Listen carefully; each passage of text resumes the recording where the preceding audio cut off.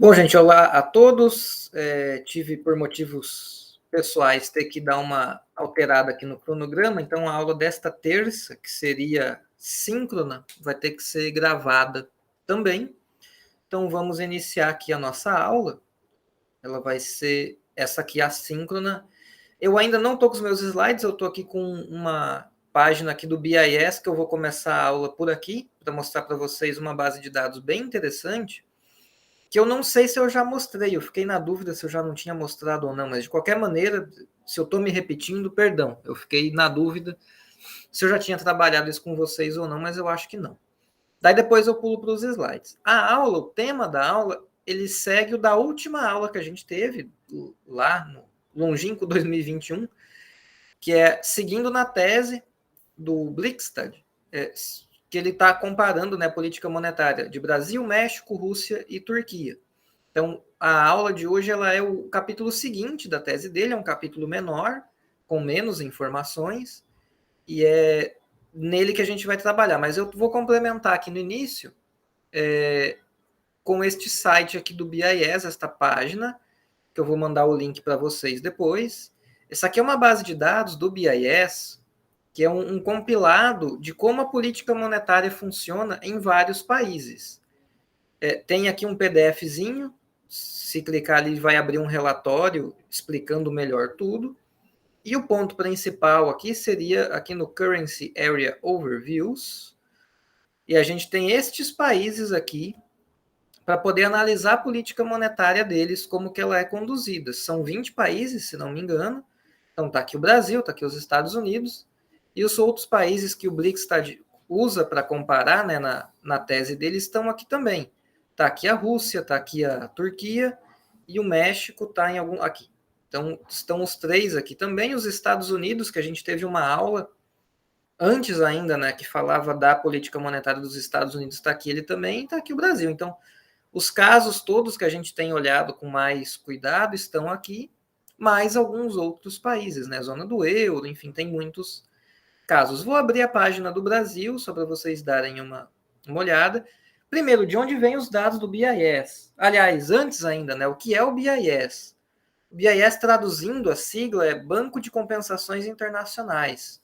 É como se fosse um banco central de bancos centrais, onde as transferências, né, internacionais de recursos, se alguém tem uma conta no exterior, quer fazer uma transferência para alguém aqui no Brasil ou entre diferentes países, as transações passam pelos bancos comerciais das pessoas, pelos bancos centrais dos respectivos países e pelo BIS, que é quem coordena tudo. O BIS tem outras funções, o Comitê de Basileia é o BIS quem cuida, que é quem gere, né, quem cria toda a regulamentação macroprudencial no mundo. Então o BIS ele tem uma importância de regulação também, né? Ele não implementa, mas ele cria legislações que os países membros do BIS devem seguir. Quem não é membro do BIS acaba tendo um sistema financeiro que não está tão bem interligado ao sistema financeiro global, porque daí o trâmite burocrático, contábil, legal para fazer transferências de dinheiro entre contas fica mais lento. Então é vantajoso para países que querem se desenvolver estar dentro do sistema do BIS, porque você fica interligado com o sistema financeiro global. Mas, para fazer parte do BIS e, portanto, estar interligado ao sistema financeiro global, você tem que aderir a regras do BIS, e daí entra as regras de Basileia. Né? Então, quem está dentro do sistema BIS, quem quer fazer parte desse sistema, tem que seguir as políticas macroprudenciais do BIS. E, além disso, eles fazem muitos estudos, esse é um deles. Os dados desse estudo, dessa base de dados que eu estou mostrando, são os próprios bancos centrais quem alimentam os dados. Né? Então, aqui na página do Brasil, quem mandou os dados para o BIS foi o nosso Banco Central. É interessante que tem dados aqui na página do Brasil que eu tentei procurar na página do Banco Central do Brasil, eu não achei exatamente os mesmos valores e as mesmas explicações. Eu não sei explicar a discrepância, mas, enfim, talvez eu só não saiba achar melhor as informações no site do Banco Central, porque tem muita coisa que é bem escondidinha lá dentro. Então vamos descer aqui, ó. Para o caso do Banco Central, ele conta um breve histórico do nosso sistema de metas de inflação, fala por cima de como que funcionam as nossas operações de mercado aberto. Tá aqui, ó, são as repos, ou os repurchase agreements, que são as compromissadas. Depois aqui a questão das reservas, né, do compulsório, das standing facilities. Então tem um textinho explicando e depois vem essas tabelas. Isso para todos os países na base de dados é assim que funciona. Então vem aqui e fala, esse primeiro quadrinho, de como que a decisão é tomada de política monetária, né? Então é o Copom, tem 9 membros, é o presidente e os diretores do Banco Central, os mandatos, né? Aqui é o Inflation Target, é metas de inflação, como que é o processo de decisão majoritário. Então, se a maioria dos membros do Copom votar por alguma coisa, isso é implementado, frequência das reuniões, e assim vai, tem várias informações. A comunicação do Banco Central, como é feita, o compulsório, outras características aqui do compulsório, como que são feitas aqui previsões para a liquidez, para o futuro, aqui o redesconto, aqui seria a base, né, a remuneração das reservas, operações de mercado aberto, operações com títulos do Banco Central. O nosso Banco Central não emite títulos próprios, ele emitia, mas desde a Lei de Responsabilidade Fiscal não emite mais. Então, no nosso caso, está o NA, porque a gente não faz. Swaps com moedas estrangeiras a gente faz, mas elas são entregues em reais. Então, por isso que aqui está NA, apesar da gente fazer swaps em dólar, mas é tudo feito na prática em reais. E outras questões aqui do Banco Central. Então, aqui tem muita informação. Se a gente volta, a gente pode abrir, por exemplo, Canadá. Então, aqui também tem um textinho falando as principais características da política monetária do Canadá. O sistema deles é um sistema de corredor de taxa de juros, que eu já dei uma explicada para vocês.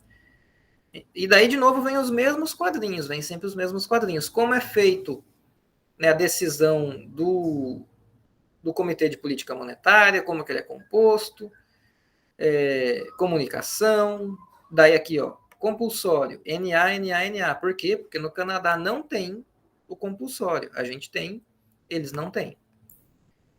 Daí aqui também está NA, porque ainda está falando de compulsório, daí previsões, redesconto, remuneração de reservas,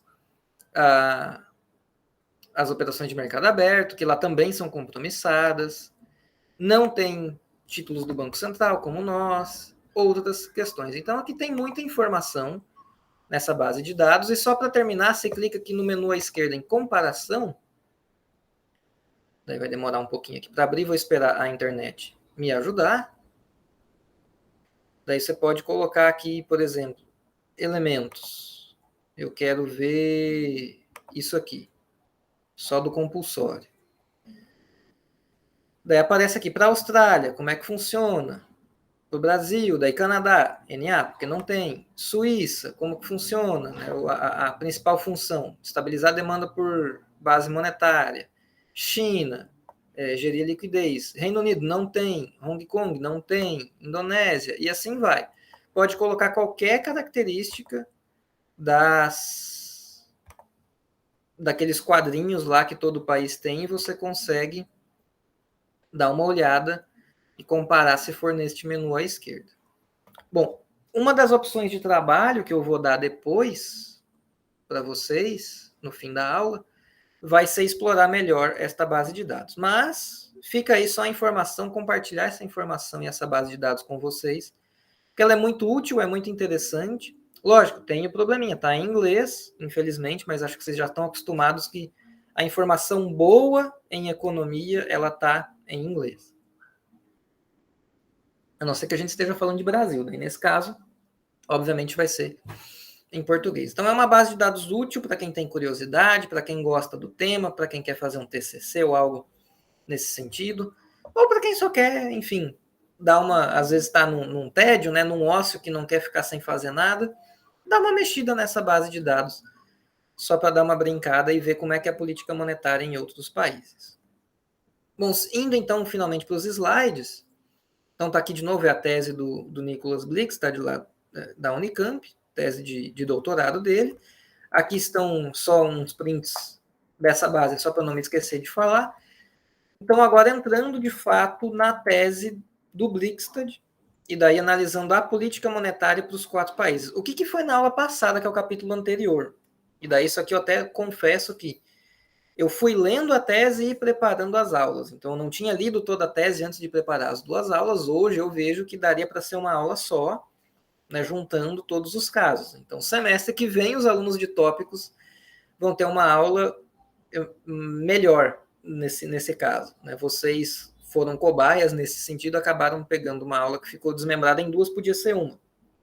O capítulo 2 da tese dele, ele analisa a composição do balanço contábil dos bancos centrais. Então, ele vê os principais itens, ele analisa o que tem de principal no ativo e no passivo desses bancos centrais, e, obviamente, quando você olha para o balanço de qualquer banco central, você já vê claramente o que é o principal de política monetária que esse Banco Central está utilizando, né? Pelo lado do ativo e pelo lado do passivo também. E ali já ficou claro muitas peculiaridades do caso brasileiro, como o grande tamanho de títulos públicos na nossa carteira, o tamanho das operações compromissadas, tanto em termos proporcionais de ativo e passivo, quanto em relação ao PIB. Aqui ele vai estar descrevendo mais especificamente como que os instrumentos de política monetária são utilizados na prática. Então, o foco é um pouco diferente, mas fica ainda meio parecido. Então, fica uma aula meio repetitiva. A gente tem a vantagem de que teve o recesso de fim de ano aqui no meio, então também ajuda para fazer uma recapitulada. Então, no caso do Brasil, como a gente teve muitas aulas sobre isso, são só 2 slides aqui. Então, só para relembrar para quem realmente está com problemas de memória. Nosso principal instrumento de política monetária são as operações de mercado aberto, com compromisso de recompra ou revenda, ou seja, as compromissadas, e o uso dos compulsórios. No caso do Brasil, as 2 foram utilizadas apenas para absorver liquidez. Isso é algo que eu acho que não ficou tão claro nas minhas aulas, essa questão do Banco Central absorvendo liquidez ou injetando liquidez. No caso do Brasil, o Banco Central estava sempre absorvendo liquidez do sistema bancário com esses instrumentos. Mas por que o sistema bancário estava sempre com um excesso de liquidez para ser enxugado? Porque o Banco Central também estava lá comprando as reservas internacionais. Então ele estava comprando os dólares que os bancos tinham, e os bancos tinham os dólares, daí vamos lembrar lá das aulas de câmbio, porque seus clientes estavam tendo dólares e convertendo seus saldos em dólares para saldos em reais. Então, os bancos comerciais brasileiros ficaram com saldo em dólar em suas contas no exterior. E o Banco Central do Brasil falou, me dá esses dólares para mim, vamos trocar aqui por reservas bancárias em reais. Então, foi feita essa compra desses saldos em dólares, e isso deixou os bancos comerciais com muita liquidez. Daí essa liquidez foi absorvida depois pelas compromissadas e pelo compulsório. Outros países, da comparação aqui da tese dele, tiveram momentos de o Banco Central estar absorvendo liquidez, mas também teve momentos do Banco Central injetar liquidez. Momentos em que os bancos estavam ficando com pouca liquidez, perdendo reservas. Como que eles poderiam estar perdendo reservas? Se todo mundo está querendo sacar dinheiro e converter depósitos em papel moeda, se está saindo dinheiro do país e daí tem conversão de saldos na moeda doméstica para saldos em outra moeda, provavelmente o dólar. Então isso tudo tira a liquidez do sistema bancário como um todo. Não foi o nosso caso. O nosso caso tinha um excesso de liquidez criado pelo próprio Banco Central. Então os nossos instrumentos de política monetária foi para absorver liquidez. E a exceção do compulsório, nós aqui no Brasil não temos um instrumento de longo prazo para absorção de liquidez. O excesso de liquidez é uma característica que ficou permanente no nosso sistema bancário. Ele tem excesso de liquidez desde o início do processo de acumulação de reservas. E a gente está sempre enxugando essa liquidez com compromissadas, que a gente viu lá na aula de compromissadas, que o prazo médio delas é de poucos dias. E elas têm um volume ali de 20 e poucos por cento do PIB. Então, é 20 e poucos por cento do PIB sempre tendo que ser renegociado e reenxugada esta liquidez. Então, é uma característica nossa. O compulsório, como ele é mais permanente, ele está sempre absorvendo aquela liquidez, né? Mas só temos o compulsório como um instrumento de mais longo prazo. E daí aqui é uma tabelinha que ele faz para os 4 países, que seriam os instrumentos de política monetária. Daí ele classifica, ele divide a tabela entre absorção de liquidez e injeção de liquidez. No nosso caso, só absorveu. Então, só tem essa parte da tabela. E o tamanho dos instrumentos é em proporção ao PIB. E daí notem que o recorte temporal dele não é dos melhores, porque ele pegou 2014 e 2018, quando o processo de acumulação de reservas que o Brasil e outros países fizeram já tinha acabado. Então, ficou um recorte temporal um pouco, né, pós-fato, pós o fato já ter acontecido. E aqui só para chamar a atenção dos valores, né, o tamanho das compromissadas em relação ao PIB, e o compulsório, que também é elevado quando se compara com muitos países, é um montante grande. Mas o que eu mais quero chamar a atenção aqui, além do fato de a gente só absorver a liquidez, é o tamanho disso tudo em relação ao PIB. Os outros países não têm este grau tão elevado de relevância, né? O montante dos instrumentos de política monetária não são recursos financeiros tão expressivos quando comparados ao PIB. No caso do México, o que ele utilizou? Ele utilizou operações tanto para longo prazo quanto para curto prazo. Eles têm uma estratégia diferente de política monetária, que é eles estão sistematicamente absorvendo liquidez do sistema bancário a longo prazo. Então, eles fazem vendas definitivas de títulos públicos que têm um prazo longo de maturação, longo quando comparado com a nossa política monetária, né? São títulos que vencem aí um prazo mais ou menos entre 2 e 3 anos. Então, a liquidez do sistema bancário é absorvida e fica retida, entre aspas, ao longo de 2, 3 anos, para depois ser devolvida ao sistema bancário, quando esses títulos são pagos daí pelo Tesouro do governo mexicano. O Banco Central deles também vende títulos próprios e eles também usam compulsórios. Então, eles têm essa política de longo prazo absorver liquidez. Eles sempre calibram o tamanho dos instrumentos para estar sempre enxugando liquidez do sistema bancário. Às vezes, esse enxugamento de liquidez é excessivo, e daí, no curto prazo, nos instrumentos de curto prazo de política monetária, eles acabam também injetando liquidez às vezes. E às vezes absorvendo mais um pouquinho. Do que eles têm de curto prazo? Daí eles têm as operações que não são definitivas, são compromissadas, como nós com prazos de poucos dias, o redesconto, que é de um dia para o outro, remuneração de depósitos, que é um caso um pouco diferente deles. Então, eles têm, digamos assim, um arcabouço maior de instrumentos. É só ver quanta coisa tem na tabela.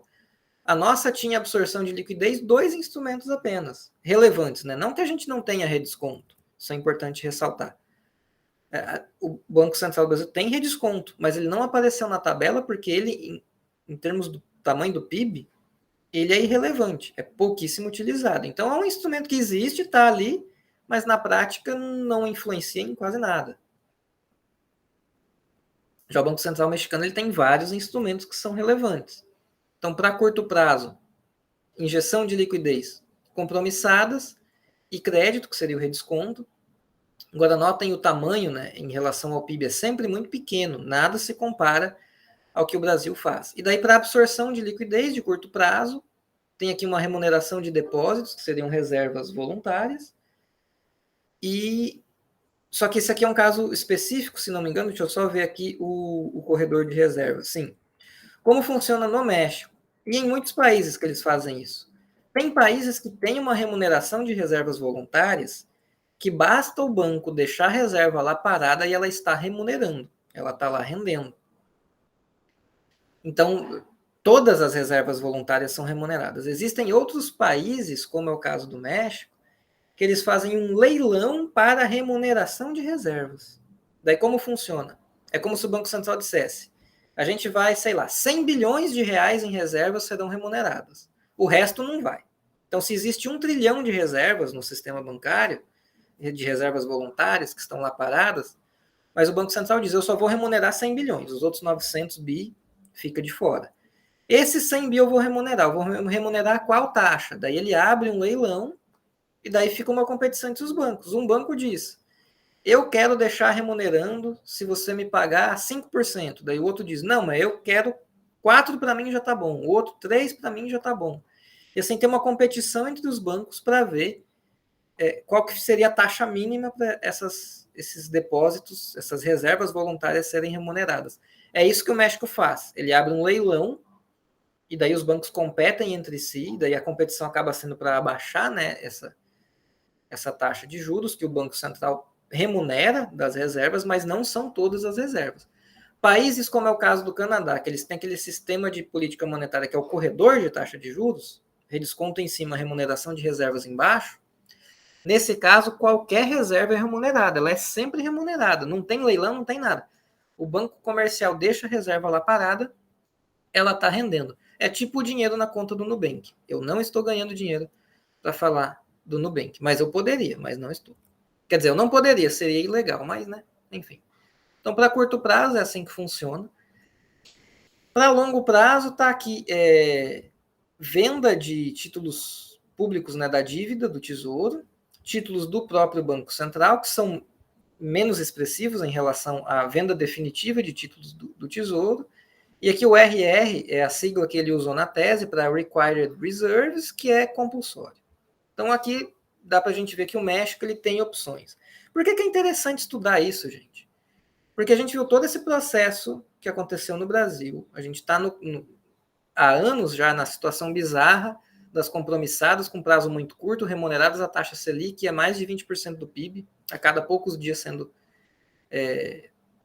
relançado, né? Renovado, uma remuneração altíssima. Se a gente só analisasse o histórico, pareceria que, bom, não tinha muito o que fazer. A gente olha para outros países que não são tão mais desenvolvidos do que a gente, e eles têm opções aos montes de política monetária. Então é importante analisar isso para ver que não foi por falta de opção. A gente fez isso por escolha política. O Banco Central resolveu fazer a política monetária desse jeito. Talvez o nosso sistema bancário e financeiro não permita algumas dessas operações que outros países fazem por características próprias, talvez por ser maior, por ser mais desenvolvido, por não ter, como é o caso de Turquia e Rússia, depósitos em dólar no mercado doméstico.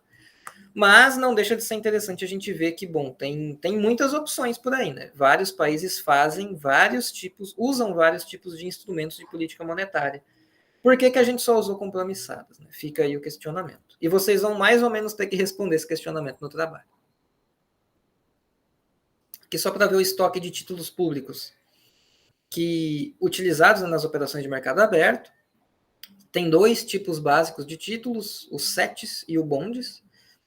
E daí, para esse bondes, que é o que foi mais utilizado, o prazo médio de vencimento dele é de 3 anos. Então, boa parte da política das operações de mercado aberto foram definitivas com títulos que têm um prazo médio longo. E daí fica o questionamento. Eu não sei responder, tá? Eu estou aqui, eu tenho hipóteses, e daí, obviamente, eu não quero que vocês, se vocês souberem resolver o problema da política monetária no Brasil no trabalho, ótimo, que bom. Mas eu não estou exigindo isso, eu só quero que vocês deem palpites, né? Mas, enfim, quando eu chegar no trabalho, eu falo do trabalho. O compulsório no México é diferente também. Ele é por prazo indeterminado. Ele não é como aqui no Brasil e em vários outros países que você tem o período de cálculo e o de movimentação, como eu expliquei lá na aula. Lá não. Os bancos têm que deixar tantos milhões ou bilhões de pesos aqui parado e vai ficar aqui parado. Não vai poder movimentar. Então, não existe período de cálculo e movimentação. O compulsório é um dinheiro que os bancos têm lá no Banco Central que está parado e bloqueado por prazo indeterminado. Se um dia o Banco Central do México resolver liberar, ele libera, mas não está escrito em nenhum lugar que ele tem que liberar esses recursos em algum momento. Mas é remunerado, né? Pelo menos isso. E aqui o estoque, né, dessas operações é o que estava na tabela, mas no gráfico. É o que está para cima do zero, injeção de liquidez, para baixo é absorção. É isso, né? Valores positivos, sim, injeção de liquidez, para baixo a absorção, aqui são as de curto prazo, e o que foi utilizado, né? Compromissadas, basicamente, para injetar liquidez. E aqui o corredor de taxa de juros deles, que eles não têm bem um corredor, porque a remuneração das reservas é zero, a exceção, né, daqueles leilões lá, mas é outro caso. Aqui a taxa de redesconto, que é sempre 2 vezes a meta de taxa de juros. E daí aqui a taxa do interbancário, que é um cinza que oscila um pouquinho, e a meta, que é uma escura que está logo atrás. Assim. Então, eles conseguem atingir sempre a meta da Selic deles, né? da taxa básica de juros deles. Bom, Rússia. Na Rússia, as compromissadas foram usadas também, tanto para absorver quanto para retirar. Aliás, aqui está escrito absorver e retirar liquidez é a mesma coisa, não escrevi errado. Então, tanto para absorver quanto injetar liquidez. Algo interessante que também serve para a gente ampliar nossos horizontes. Aqui no Brasil, o Banco Central só usa para compromissadas títulos públicos do governo federal. No México, além disso, tem títulos do Banco Central.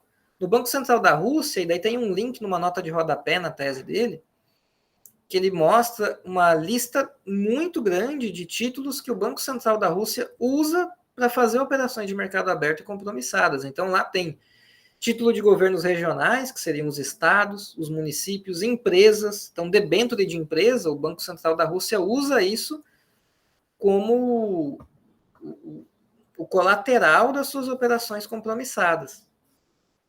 Talvez, se o Banco Central do Brasil fizesse isso, criasse um incentivo para melhorar, né, o nosso mercado de debêntures, não sei.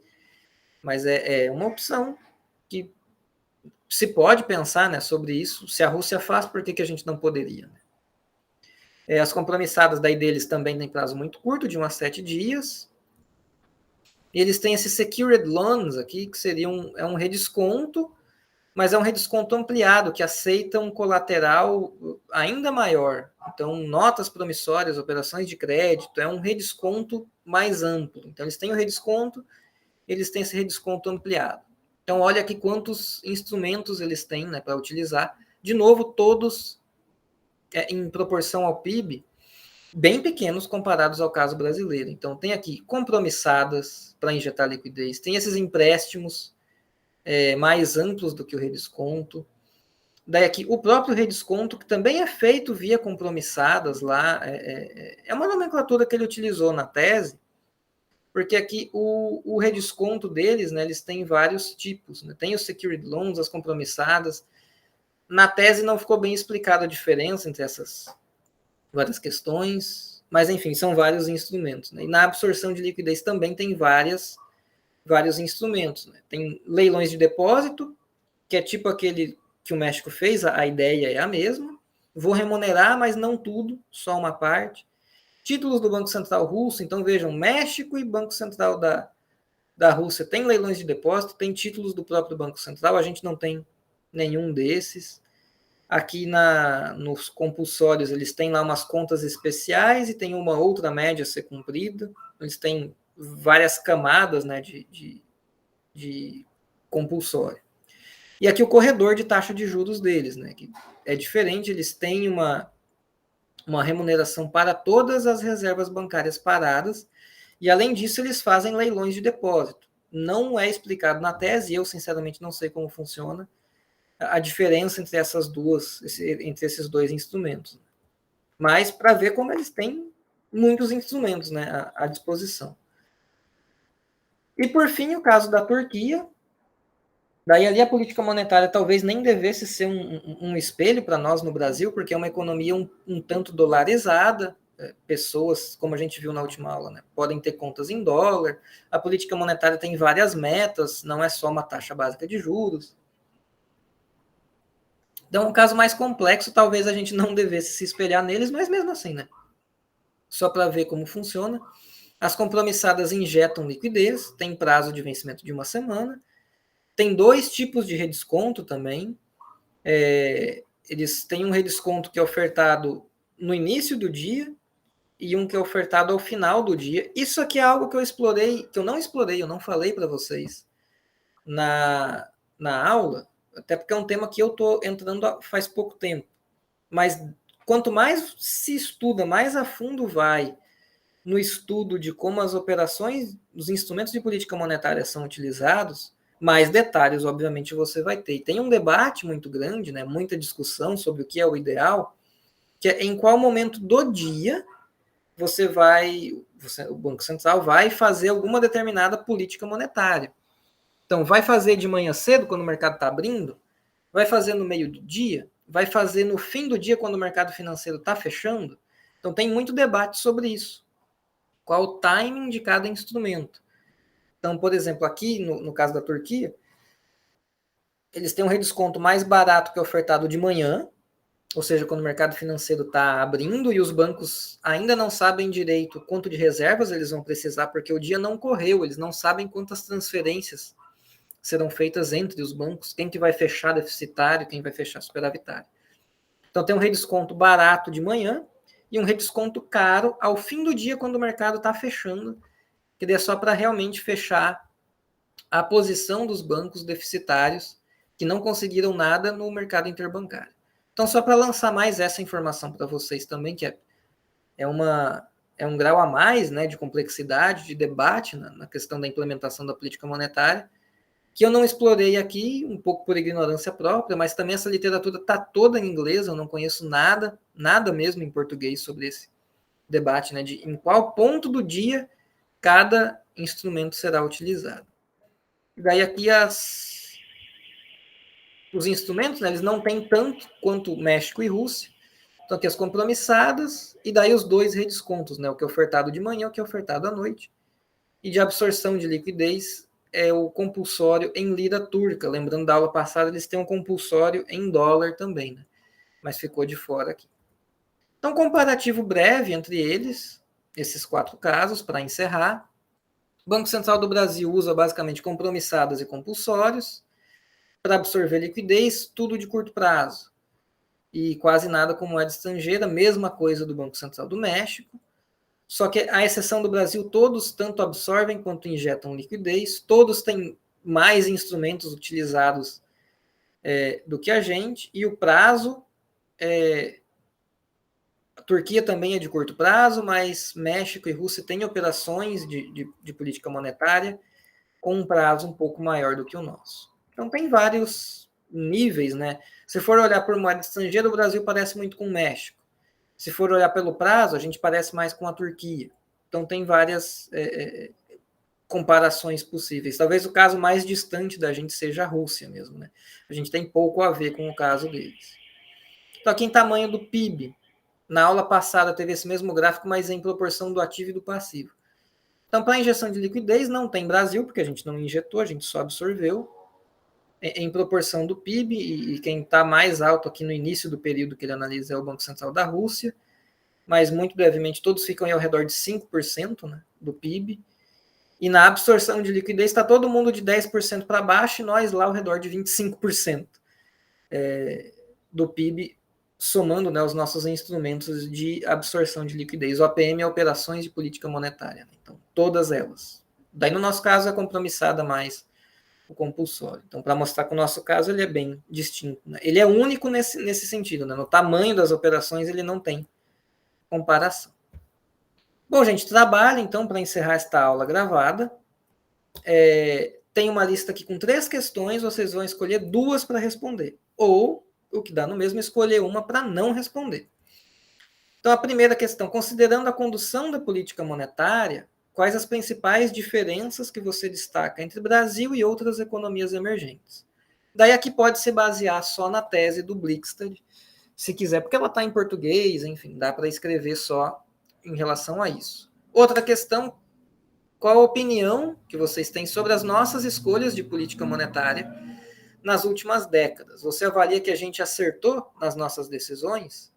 Né? O que são as decisões? É o modo como a gente conduziu a nossa política monetária. E eu já falei 1000 vezes, vocês sabem quais foram, né, os instrumentos e as nossas opções. Optamos bem? Foi certo o que a gente fez? A gente deveria ter feito algo de modo diferente? E se sim, o quê? Eu quero que vocês opinem. A gente ficou um bom tempo estudando o caso brasileiro e depois comparando com outros casos. Né? Teve uma aula para analisar o caso dos Estados Unidos e depois esses 2 com economias emergentes. Então, vocês têm material para poder dar uma opinião e se posicionar. É óbvio que vocês não vão descobrir o problema da política monetária brasileira nesse trabalho. Ou talvez encontrem, né? Pode ser que vocês sejam muito inteligentes, mas não fiquem com a pressão de, meu Deus, eu preciso resolver o problema. Dá opinião, só se posiciona. E a terceira, daí é uma que, infelizmente, para quem não domina o inglês ou não quer se arriscar, fica mais difícil, mas pode usar o Google Tradutor, né? Que é utilizando aquela base de dados do BIS, escolher 2 países, tem um asterisco aqui, escolher 2 países para analisar como a política monetária é conduzida e comparar com o nosso caso. Mas não pode escolher, obviamente, o Brasil, porque você vai estar comparando nós com nós mesmos, não faz sentido. Nem Estados Unidos, México, Turquia e Rússia, porque isso a gente viu em aula, e daí quem optar por essa questão aqui, a minha ideia é que vocês estudem 2 casos a mais, além do caso brasileiro, que a gente já viu muito, dos Estados Unidos, México, Turquia e Rússia, ver 2 casos a mais. Então, para quem é aquele aluno ou aluna que tem curiosidade sobre como que outros países conduzem a política monetária, então, estudar 2 a mais. Tá, então, dessas 3 questões, escolher 2, mais ou menos uma página por resposta, tá? Não precisa ser uma página bem cheia, mas de preferência mais que meia página. Entrega dia 22 de janeiro. Este é o trabalho 6, teremos depois o trabalho 7 e o 8. Tá, gente? Então, só para vocês se planejarem, o semestre encerra dia 10 de fevereiro. Esse trabalho 6, a entrega é dia 22. Então, o 7 vai ficar provavelmente uma entrega ali para o dia 1 de fevereiro, e o 8 vai ser bem no finalzinho.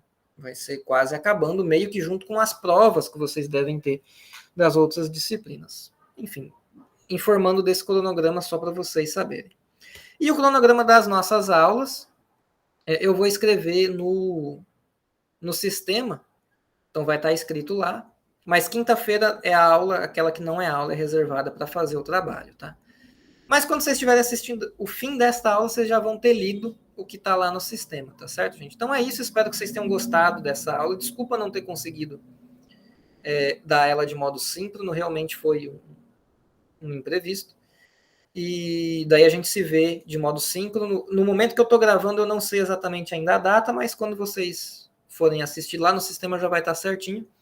E é isso, gente. Como sempre, dúvidas, se tiverem alguma, é só me mandar por e-mail. E é isso, gente. Boa semana para vocês e boa volta ao semestre, né? Que vai durar um mês e daí acaba e a gente entra de vez em 2022 depois do recesso. Espero que de modo presencial. E é isso, gente. Até a próxima.